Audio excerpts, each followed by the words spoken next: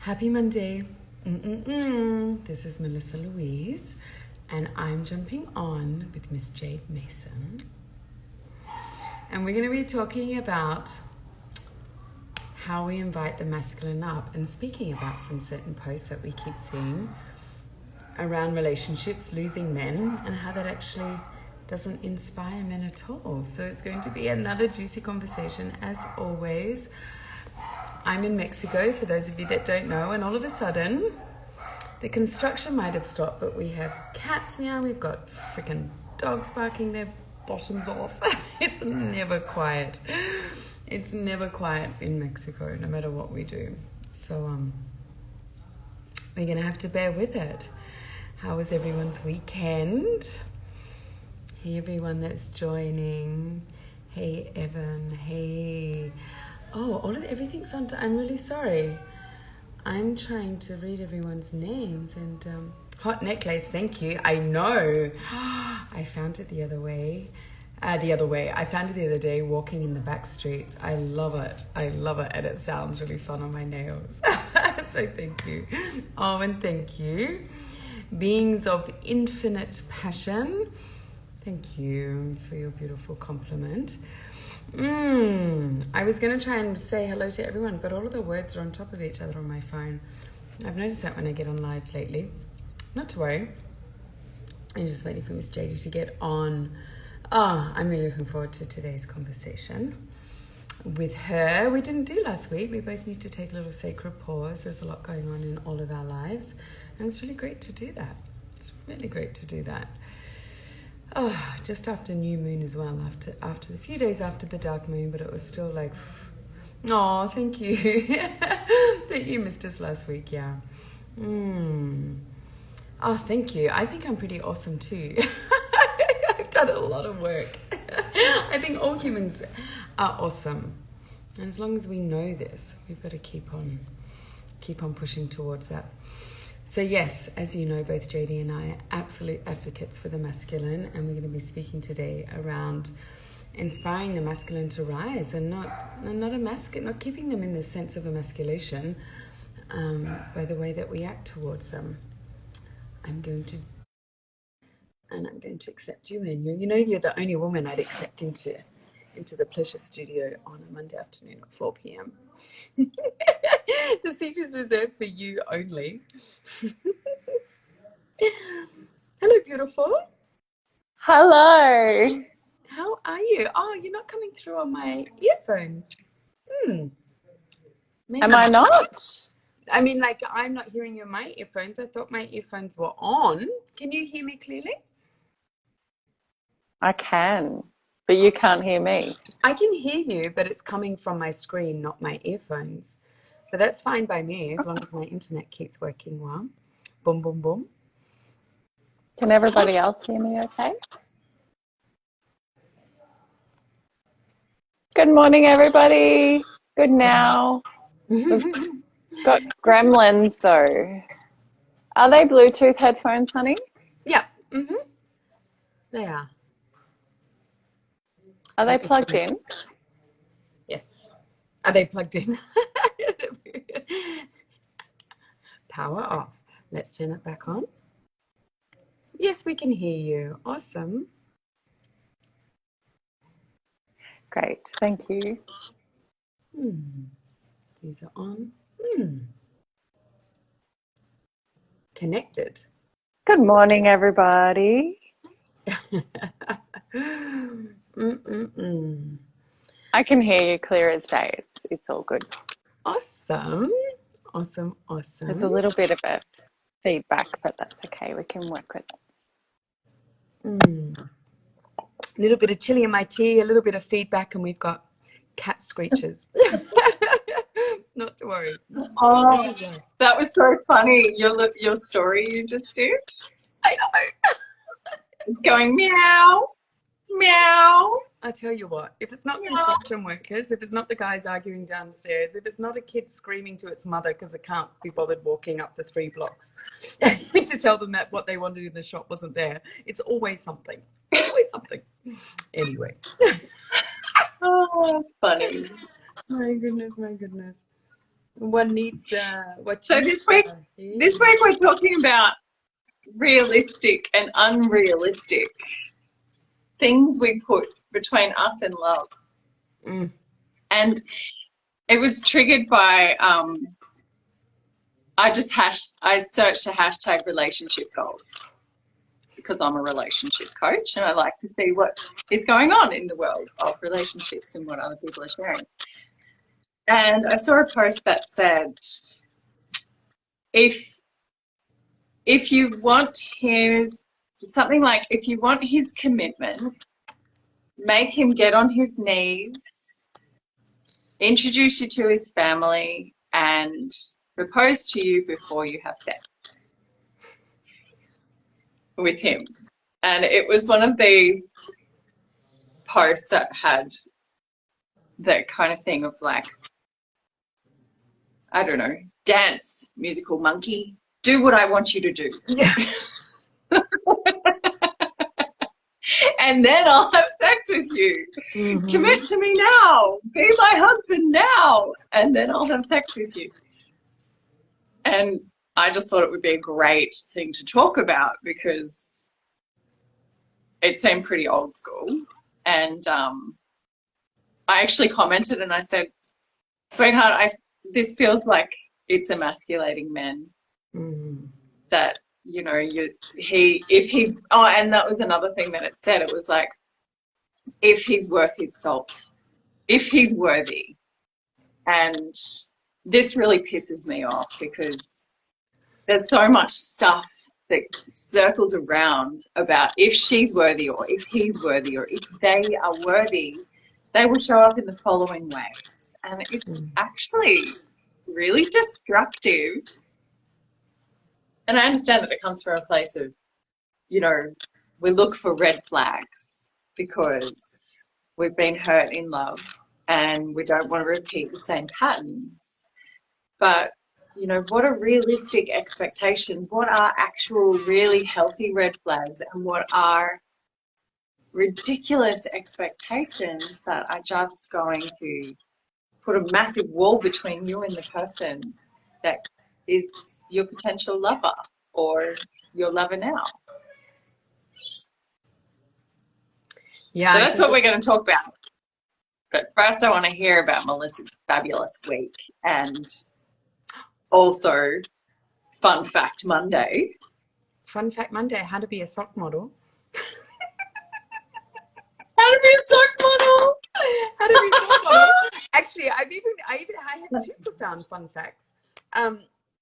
One of them is actually around my dog and tapping. So I had a friend come and do some tapping on Bella this morning because for some of you may know, I lost we lost our dog a week and a bit ago, 2 Saturdays ago.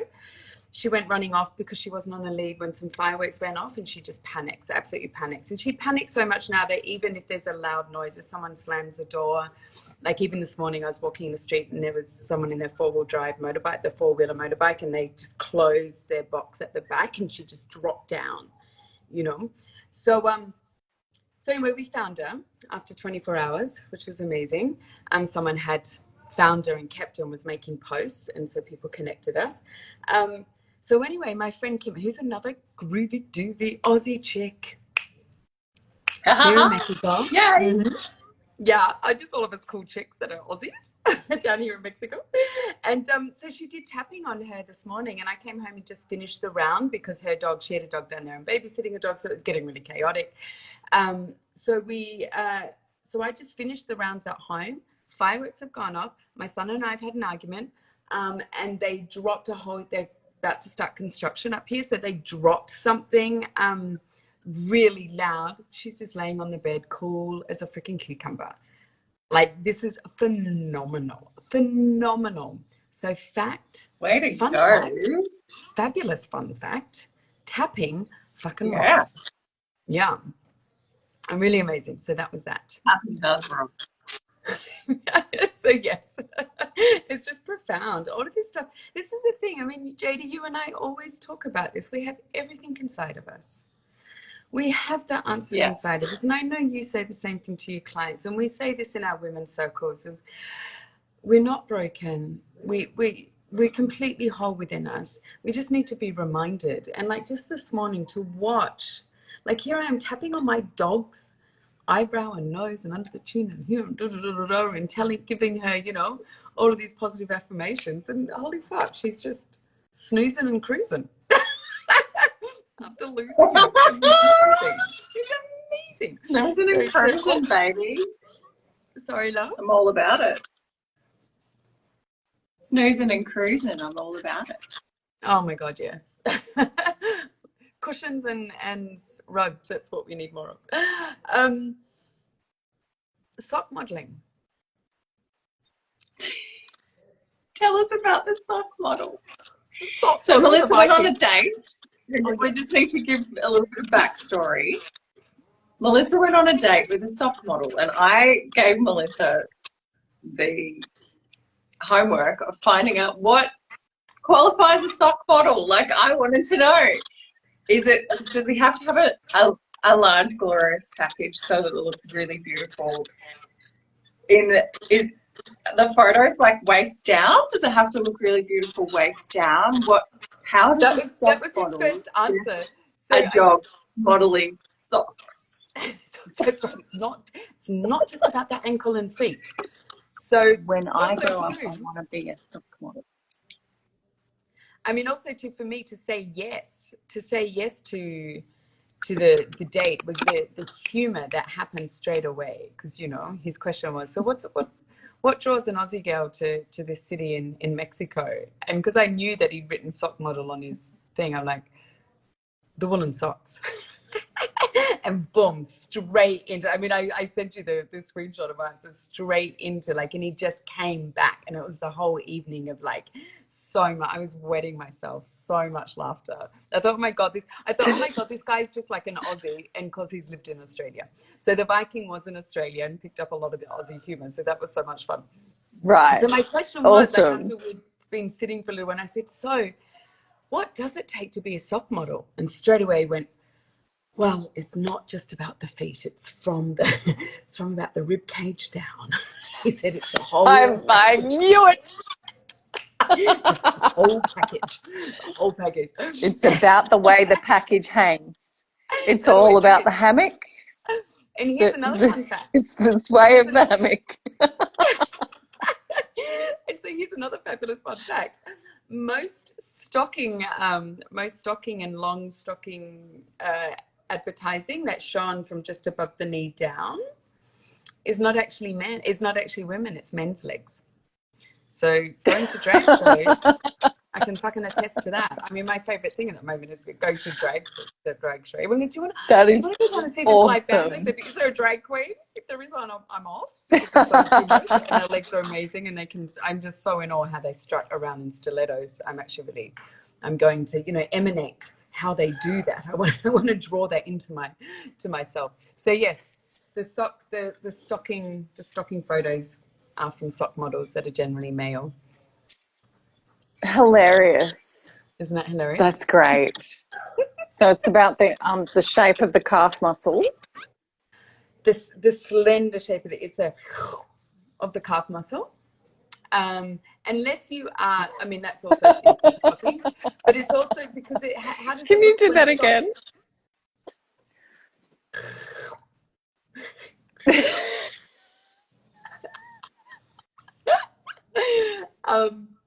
Because the interesting thing is, when you're in Australia and if you are modeling bus driver socks, now that's a different story, because bus driver socks go halfway up the freaking muscle, not the whole way up. So then you can't have too much of a bulky calf muscle, because it looks really strange when the sock is only halfway up. That was one topic that we just went through, all the different ways to model socks. And bus drivers is its sounds like your kind of guy. Yeah. Yeah. So what kind of socks did he wear on the date? None. He's taking a break. But did he wear pluggers? No, he had proper sand shoes on, like proper shoes. Oh, he was dressed. He had a collared shirt, everything. It was awesome. I was very impressed. Awesome. So we're talking about realistic and unrealistic expectations in relationships today. And a few months ago, in Melissa's dating experiences, she had a thing where she likes men to arrive on their date where they are dressed really well, because Melissa likes collared t-shirts and nice shoes. And it's really interesting because when Melissa was sharing on Phat Chat about the fact that this guy rocked up in his pluggers, which are thongs, which are also flip-flops. We need a Phat Chat dictionary. Yeah. Anyway, he rocks up in his pluggers, aka flip-flops, and Melissa's like, oh my God, worst nightmare ever. But the thing is on Phat Chats while Melissa was sharing that, I was like, oh, what's wrong? What's wrong with rocking up in pluggers?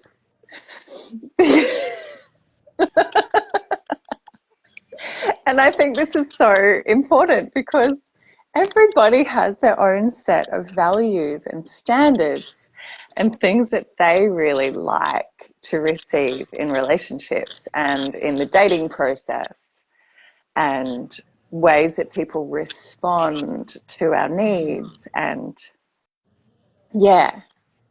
So what do you think about that, Queenie Tits?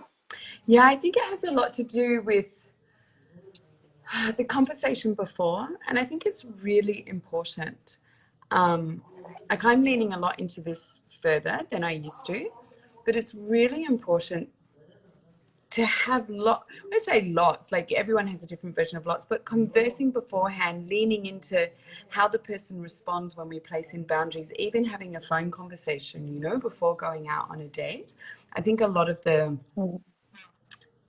well, it depends which app you're on, but a lot of the app dating is like kind of really fast, short sentence, oh, are we going to meet, Whereas you are giving your time to someone, and you're also asking that someone gives their time to you. And I think it's really important to have, you know, this time before you meet to speak and also to hear the voice. And there's another, you know, for me as a woman, because this happened last night, I went out on another date last night, and he was half an hour late. Ooh la la. Yeah, he was half an hour late. That's your worst nightmare. Yeah, I was leaving, and I actually saw him in the street, and I gathered that was him because he was singing. You know, he was singing and dancing. He had his top hat on, another shirt, fabulous shirt and pants and shoes. And we were going to the beach because we're going to have a picnic on the beach, and he was all dressed up to have a picnic on the beach. But he was half an hour late, and he said, "Oh, but I'm fashionably late." And I said, well, it's not actually very unfashionably. It doesn't feel good for me as a woman, especially in Mexico. It doesn't matter where I am. But, you know, I was dressed. I had a beautiful dress on, makeup, blow-dried hair, all of that stuff. And so standing as a woman like that on my own, it's like, what happens? The men that come towards you, I don't mean to say it, but it's like the stares, like people going, oh, love, do you need, you know, like I wasn't safe. I had to keep moving. And it's sunset and it's Sunday, so lots of people have been drinking. And it was at a club, you know, like we were meeting at the side of a club so we could walk onto the beach, like the beach club and stuff. So I got to really share with him, it's like, if you know that you're going to be if that's your go-to, you need to let someone know, because my experience standing here for half an hour is really different to your experience standing here for half an hour. And so it was really great to share that. And he was very apologetic, and he's just like, he goes, wow, because I'd never really thought it that way. And I said, it's information. And it was information that I did. And it's really interesting. I nearly said to him, look, if we're meeting at 6, I'll get there at 10, 15 minutes past 6, because I normally say that. It's just that he and I've been conversing for a long time. So this is also another thing around boundaries, especially as a woman. If a man, you know, you're letting them know by giving them information. So if a man says, hey, let's meet at 7, as a woman, I always say, awesome. Just to let you know, I'm going to arrive about 10, 15 minutes late, because I will be making the effort to get dressed up. And as a woman, I don't want to be left standing, walking around the restaurant, standing at the bar, dressed for you. where I'm receiving looks, and that just won't make me feel very soft or open towards you, and it's going to take me a while to settle down. And in that way, they know not to be late. That way they know, oh, okay, I've had men say, I'll make sure I'm 10 minutes early, you still arrive when you need to. And that way they know there's none of this checking your phone, it's 7:05, are they going to arrive? It's just setting the container. But you're also sharing with the masculine. It's like, I require to feel safe in your presence, and it's like, I'm inviting you to rise up to that so that I can be soft in my energy. Yeah. And this, so yeah, did you have anything to say on that? Because I really love the post. I do. And I'd love to pull that apart more. Yeah, well, I think it leads into this post because essentially where this woman was coming from is trying to create a container of safety for herself, right? She's looking for this place where she feels safe in the world. And often this is where the movement around he's just not good enough, or you're not, what's the word? He's just not that into you. Do you remember that book? He's not that into you. And then there was this whole movement of like, why men love bitches. He's just not that into you. And all of these different books that came out, I think in the early 2000s.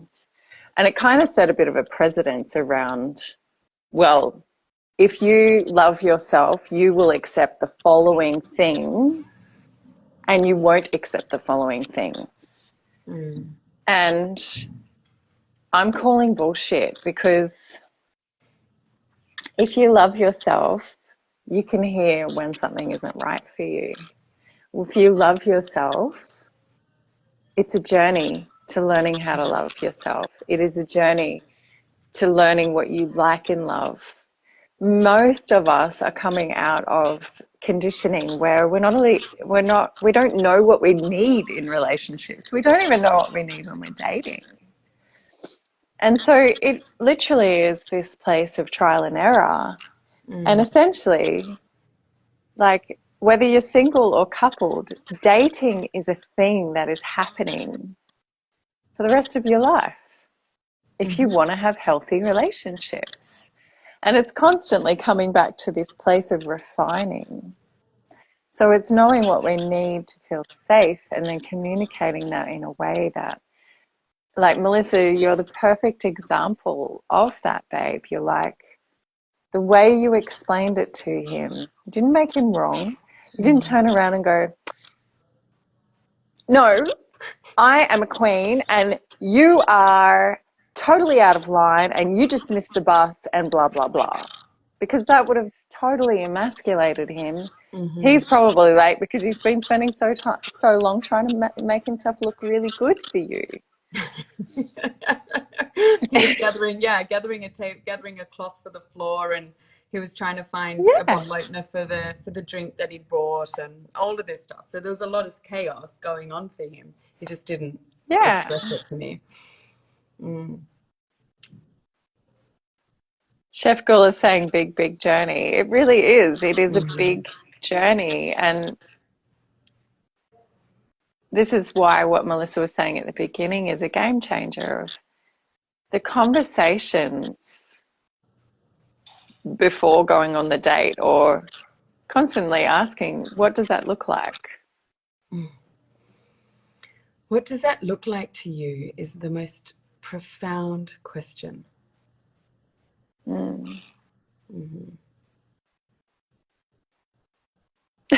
Sharina says she's hanging out with her dogs. She's done with people. So can I actually... I hear you, girlfriend. I was just walking along the dirt road listening to the birds thinking, this is bliss. I haven't even seen a single human. So this also too, like that post that you shared with me, this fact that, you've got to make sure this man shows you worthy. You've got to make sure he does these things. He can't have you. You can't share your body with him until he's done these things. He's met your parents. He's got on the knee. He's put a ring on your finger. That just puts a lot of people in fight and flight. It's like, shit, well, am I good enough to receive that? If I'm not doing these things, then I don't have a place in that person's, in that person's container or that person's life. And we're dealing with all of these aspects that give us a checkbox of someone else's What's with the ideals. checkboxes? Yeah, this checkbox with, like he needs to be on his knee, he needs to meet your parents, all of that stuff, instead of actually just being really honest and vulnerable in front of each other. And this is what these things that you were talking about, the movements, it's giving a very warped view of what needs to happen to be able to be with the other sex, to be with a partner, instead of speaking more about what works for you. What does that look like for you? How does that feel in your body? And then being able to ask the other person and be present with the other person when they're sharing with you what it looks like for them. These standards that are placed, like the standard of that post, that means if a man's not doing that, then he doesn't honor you. Men honor women in so many different ways, and it depends who's with who to what that looks like. I love that point, babe. Like being present with what it looks like for them. Mm-hmm. Because it's really easy to hear something you don't really want to hear, or something that's unfamiliar, and just going to shut down because it doesn't look like your model of the world. So how do we stay present with people when they're sharing what they want and what they need, and especially in long-term relationships? Because in the dating thing, it's easier when you're first getting to know someone to stay present when they're telling you what they really want. But to stay present with someone when you've been listening, thinking that you're listening for a long time. What is the key, Ms. Pleasure Studio? What is the key? How do we bring the pleasure into this not so pleasurable conversation? Oh my God. Well, on the other side of pain is pleasure. This is the thing. We need to be comfortable with the uncomfortable. Yeah. Tantra is all about just being present with what is. Kink is also about that. I think a lot of kink is also about being really, really present with what is and pushing to the edges of safety.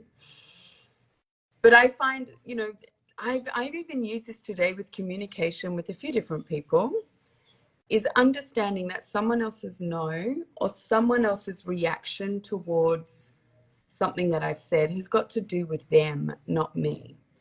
So if someone feels unloved or they feel they're not heard, then their no or reaction to me isn't something that I've done. It's how they have received it.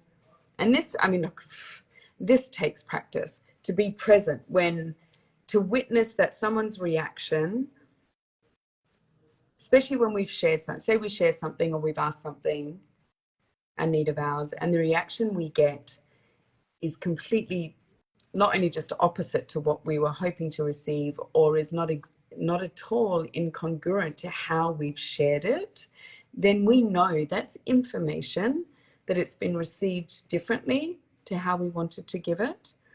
It's being received from a lens that is not our lens.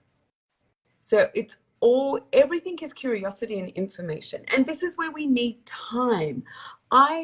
I'm always coming up with this, especially with my household, with my son, how there's not enough, where things get asked in a pressure point, where things get asked in rapid fire, where big conversations or something that's a need, quickly, oh yeah, by the way, I need this, or by the way, are we going to do this, or by the way, it's like, that brings such a stress response for me. Because we live in a culture where time isn't valued. We live in a culture where everything needs to happen now. We live in a culture with the dating apps, boom, boom, boom, boom, boom. It's like, well, yeah, it's like, why not take 2-3 weeks to get to know someone? Why not take the time to sit and converse? Why not take the time to ask? This is that thing of like, I have something I need to share with you. I have something I need to ask you. Do you have half an hour? Do you have 20 to 30 minutes just to sit down so I can share this with you? You're not in trouble. I have a need that I need to ask for. And then because we're all coming from a place of wanting to co-create, in having all needs met, wanting to have a coherent household. So when the household what's the word? Congruent. It's not cohesive. It isn't congruent.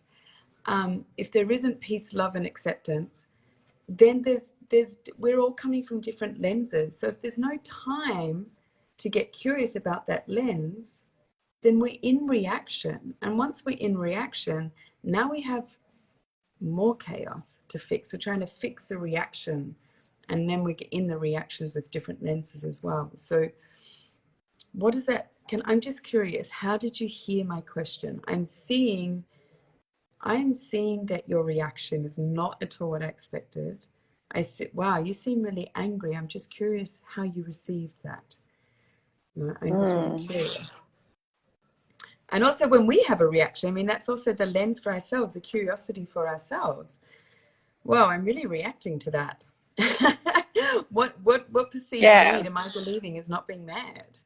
You know? Or have I agreed to be part of this conversation when I'm not ready? Do I need more time? Do I feel too nervous to ask for time? Yeah. If I'm, it's my responsibility to express that. And there's a lot of chili in my tea in that one. My goodness. Yeah. Really making the space to communicate. You held on to that well, love. 20 points for being sophisticated while your mouth's on fire. Thanks, babe. I've had lots of practice here in Mexico.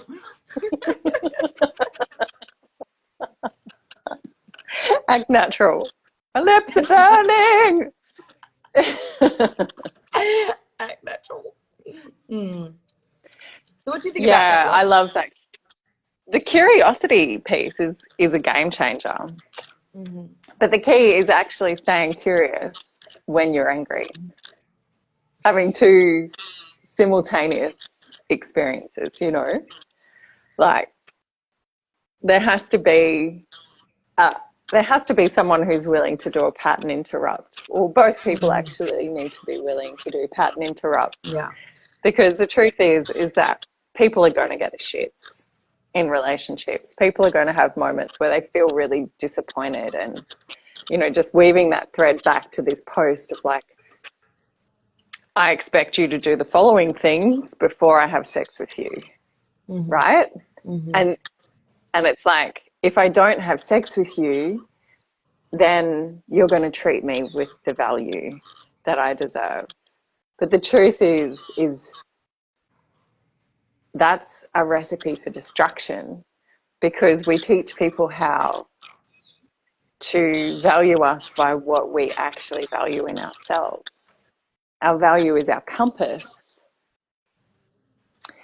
that keeps turning ourselves back into that place of curiosity, back into that place of being able to be the witness, like Melissa was just saying. It's so powerful. The path of Tantra is the path of non-reactivity, of witnessing and meeting everything face on. So I think the key here is knowing that we put expectations in place to keep us safe, but they're also keeping love out.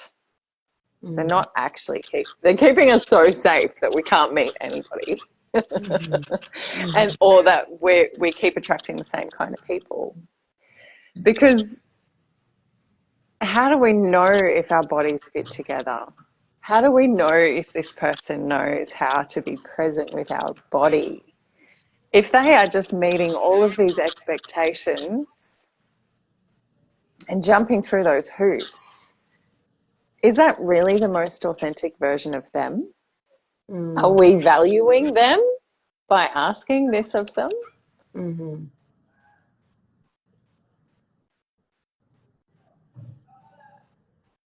Like, there's no fucking way that I would. If a guy asked me to marry him before we made love, I would freak out.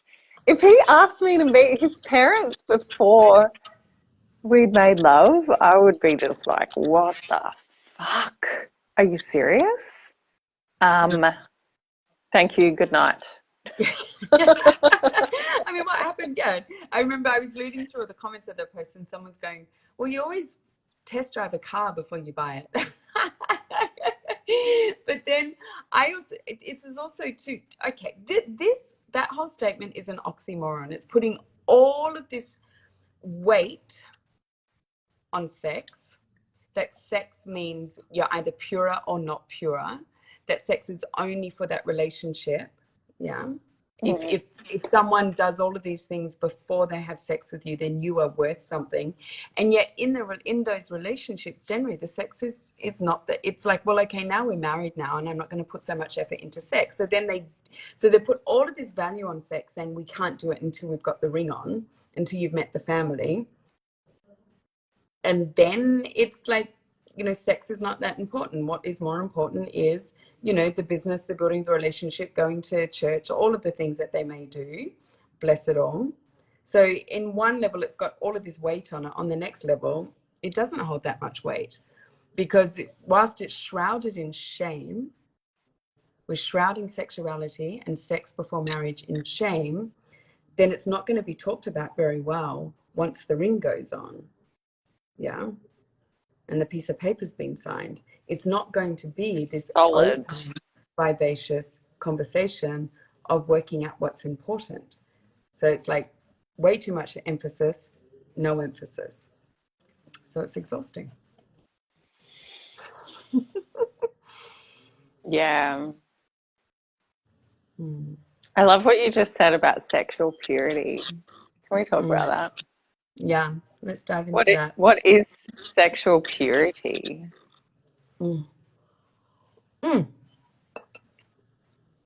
Before religion took over our spiritual practices, sex was part of the spiritual practice. Making love was part of spiritual practice. Women having autonomy over their bodies was part of celebration and spiritual practice. Like, we've shamed play, laughter, sexuality, blood, the feminine all through. So this aspect that if you take part in wildness and play, you're not pure, you have been damaged. And yet play and sexuality is the cornerstone of safety, belonging, and being loved. So religion has taken safety, belonging, and being loved out of their spiritual practice. They've removed it, they're the cornerstones of spirituality, but religion removed them. If you wear that skirt, if you have sex, if you do this, if you laugh out loud, if you, crumble and be vulnerable, all of these things, your actions mean you're not loved. You're not doing, if you love someone from the same sex, then, and if you are even questioning your sexuality, you are not loved. So because you're not doing the things that make us love you, you don't belong. And because you don't belong here, you're not safe. So religion has actually made our existence more dangerous, more isolating, and unlovable. Yeah. The end.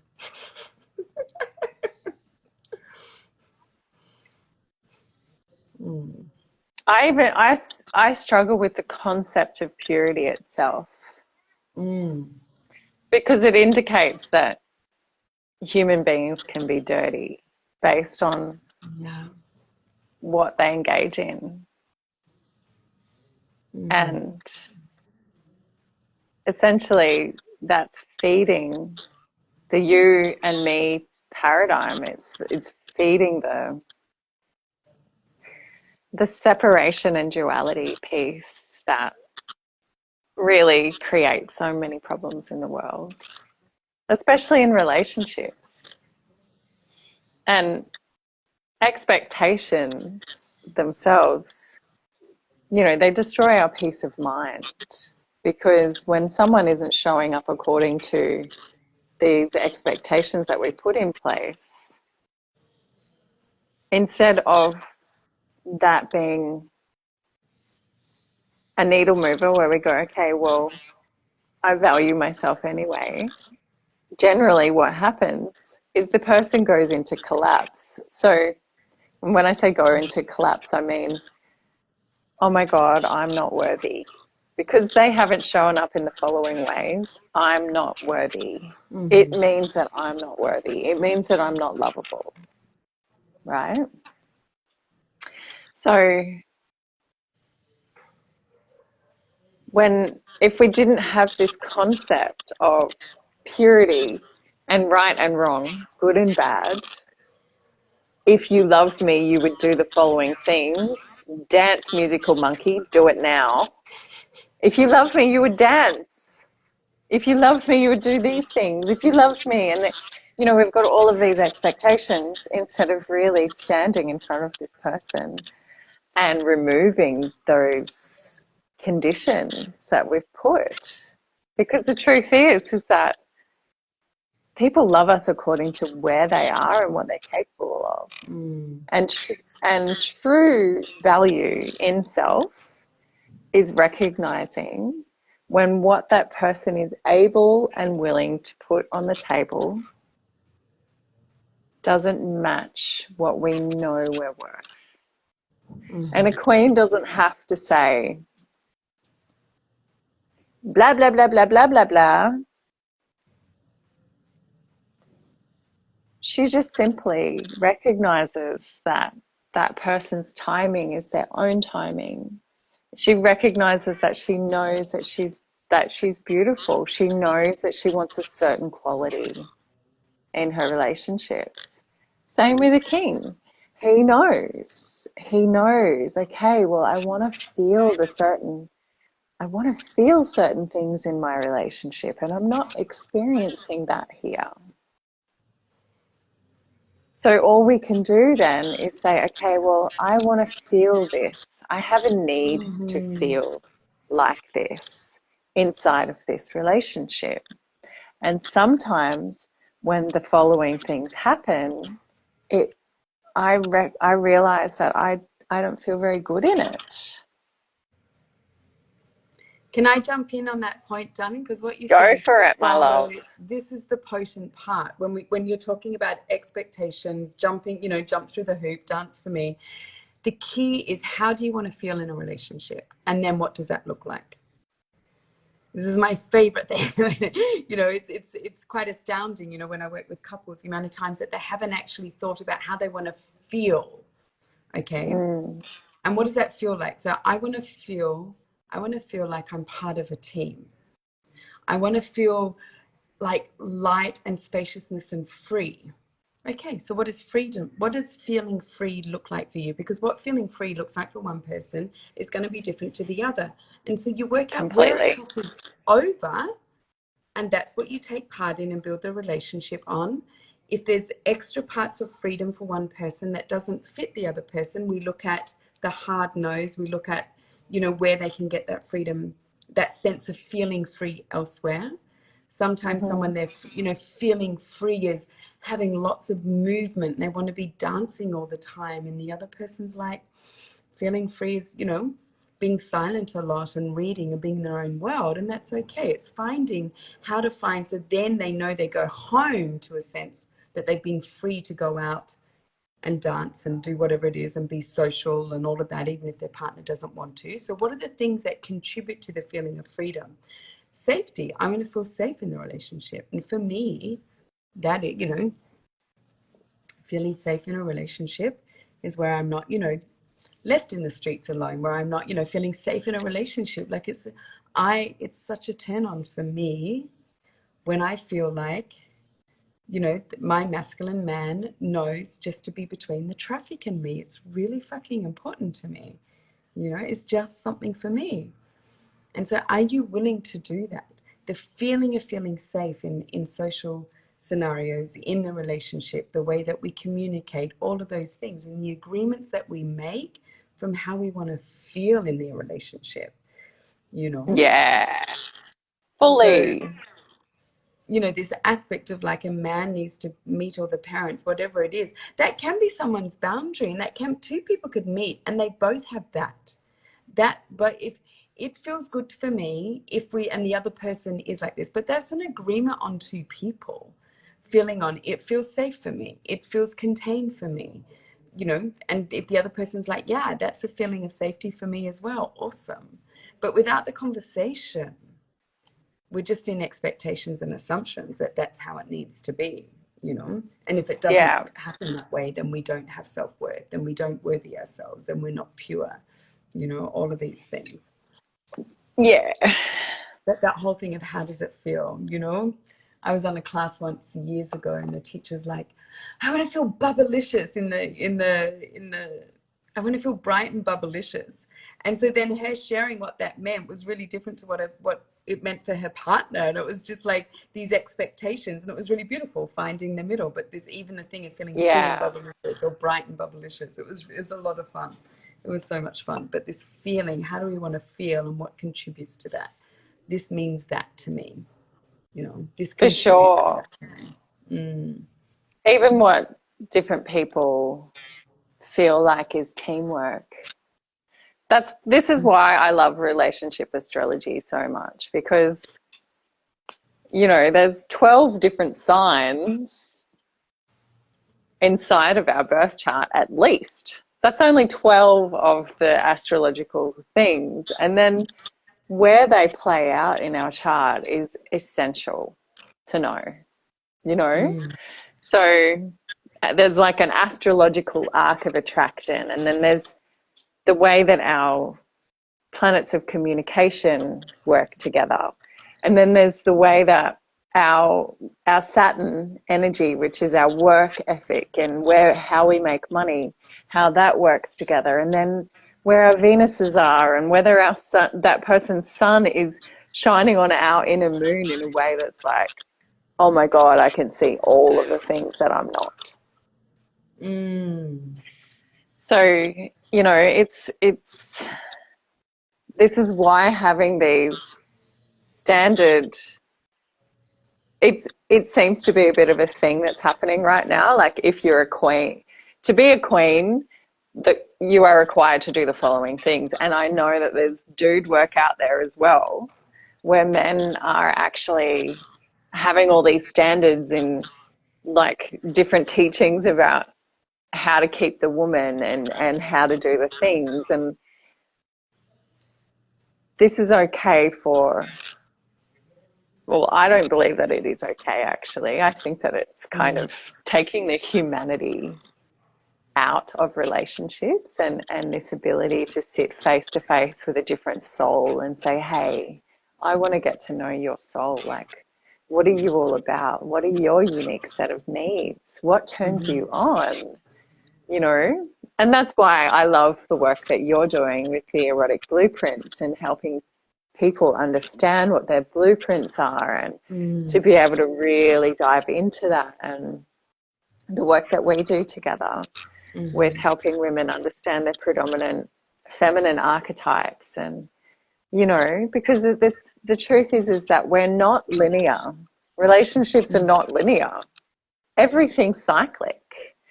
And over the next 4 months, Venus, not 4 months, between now and the end of January, sorry, my brain, I'm quitting coffee again.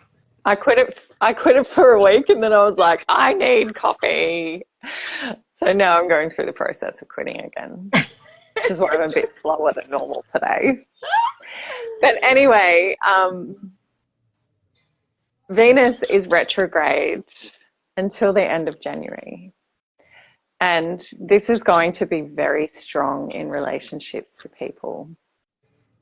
So we all need to know where Capricorn sits in our chart, because that area of life will be affected over the next couple of months. We're going through, like on a cosmic astrological level, we're all going through a big upgrade. But it literally will be that we need to be willing to do the work. So if you're having problems in your relation, if you're having problems with your partner and you need support, definitely reach out for a session, because Melissa and I can hold you in that stuff, you know, like if it's repetitive sexual stuff that you just keep going like this and you're just not gelling with each other and it feels like you're speaking a different language, do yourself a favor, make some time to have a connection call with Melissa so that you can begin to see how you can work together. Because this is the thing, and this is why I wanted to talk about this subject today. A lot of our expectations do come from fear. They come from the fact that we have been, many people, there's so much trauma in relationships with our parents, with our society right now. Those traumas are being stirred up in the collective because there's so much shit going on in the world, right? And so now is the time for us to really do that inner work, to change our trauma patterns and our trauma programming in relationship with ourselves, in relationship with our partners, with our parents, with our friends, with our families. Expectations, they're not necessarily aligned with what true value is, because true value doesn't need to have walls in front of it to keep it safe.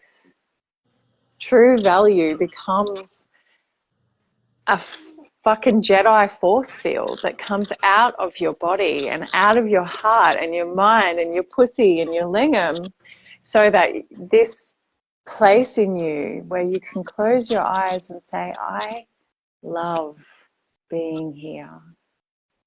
That's value. Mm-hmm. Knowing what we are worth in the world, the way we like to be treated. That doesn't need these expectations. If he loves you, he will do these things. If she loves you, they will do these things. If they are your person, they will do things that make your value fucking open like a flower. It's that simple. Ranting. Amen. Rant over. Rant over. That was awesome. Thank you, honey. Thank you, honey. Pleasure, treasure.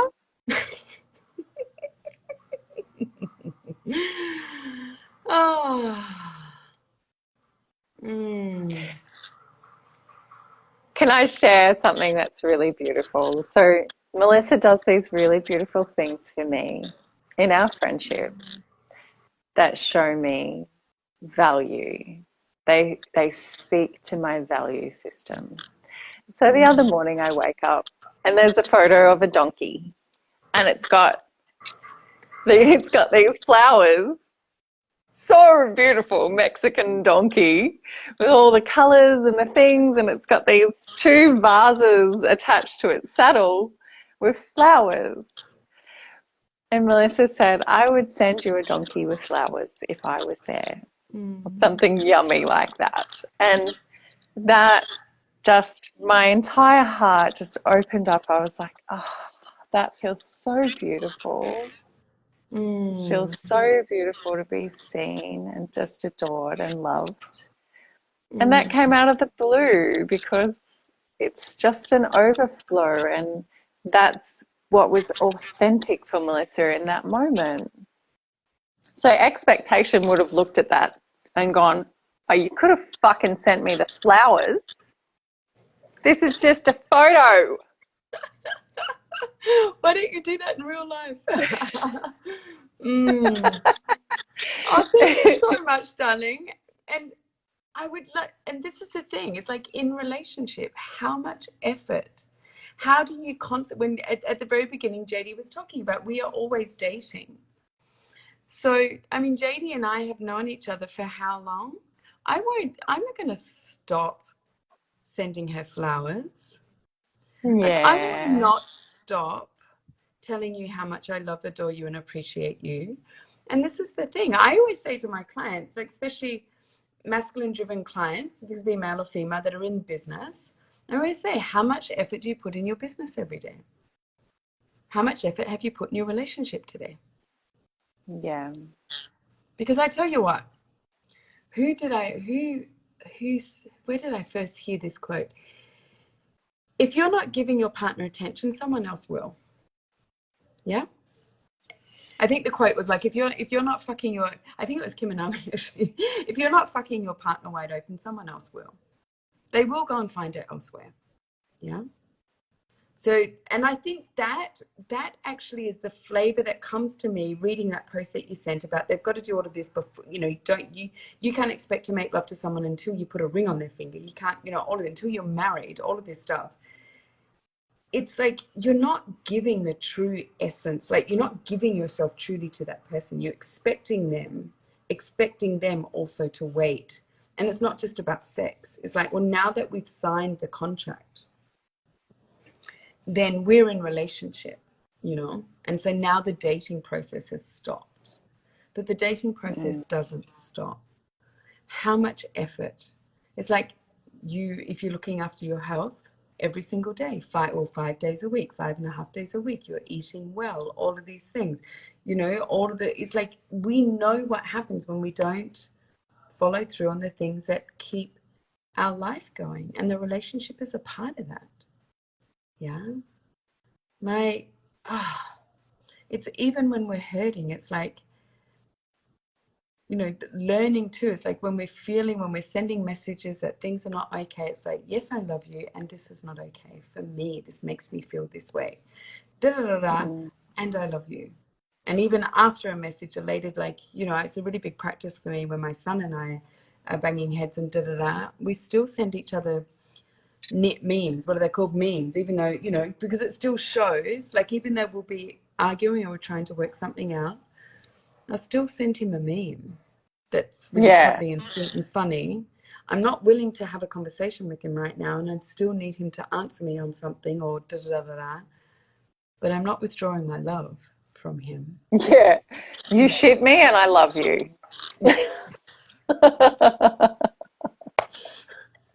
You just took the words out of my mouth. So what are the effort? Because that is the foundation. That's the foundation to feel safe to come to a conversation. Yeah. That's what we grow, the foundation. We really do. Chef Gula, hey, glorious human. They have said, I think the expectations in relationships have jumped exponentially. Women value communication, but they also value a partner willing to please them in the bedroom with sex toys. Communication and being clear. Well, not everyone, that's an assumption. Not everyone wants to be using sex toys.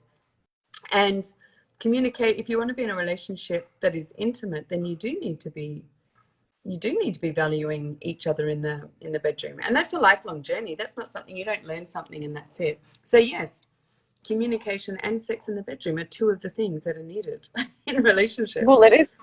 Sex is communication. And you need communication for good sex. But yeah, a relationship doesn't exist just on communication alone. And a relationship does not exist well. It does exist, doesn't exist well just on sex.